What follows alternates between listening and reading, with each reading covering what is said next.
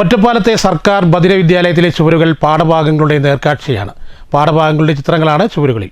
സ്കൂളിലെ താൽക്കാലിക അധ്യാപകനായിരുന്ന അനീഷിന്റെ കയ്യൊപ്പിലാണ് ഈ ചിത്രങ്ങളിൽ വിരിഞ്ഞത്. കേൾവിക്കുറവും സംസാര വൈകല്യങ്ങളും നേരിടുന്ന കുട്ടികളുടെ പാഠഭാഗങ്ങളുമായി ബന്ധപ്പെട്ട ചിത്രങ്ങളാണ് ഭിത്തികളിൽ വരച്ചിട്ടുള്ളത്. ഒരു മധ്യവേനൽ അവധിക്കാലത്ത് ചുമർ ചിത്രങ്ങൾ വരയ്ക്കാനായി സ്കൂളിലെത്തിയപ്പോഴാണ് ചിത്രകലാധ്യാപകനുള്ള താൽക്കാലിക ഒഴിവ് അനീഷ് അറിഞ്ഞത്.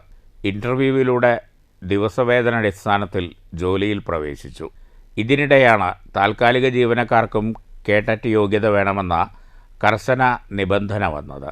അപ്പോൾ അനീഷ് അധ്യാപകന്റെ പണി താൽക്കാലികമായി ഉപേക്ഷിച്ചു. കേട്ടറ്റ് യോഗ്യത നേടിയെടുക്കാനുള്ള പരിശ്രമങ്ങൾക്കിടയിലും ഇപ്പോൾ കലാകാരന്റെ വേഷത്തിൽ സജീവത പുലർത്തുകയാണ് അനീഷ്.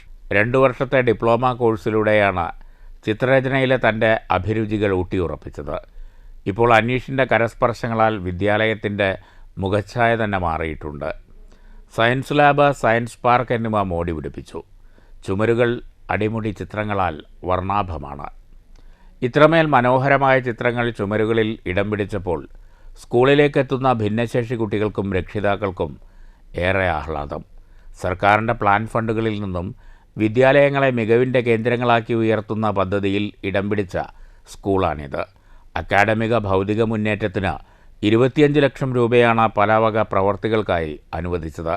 ചുമരുകൾ മോടി പിടിപ്പിക്കുന്നതിന് സാധന സാമഗ്രികൾ വാങ്ങുന്നതിനുള്ള തുക ഈ ഫണ്ടിൽ നിന്നാണ് വിനിയോഗിച്ചതെന്ന് അനീഷ് പറഞ്ഞു. News bureau, Ottapalam.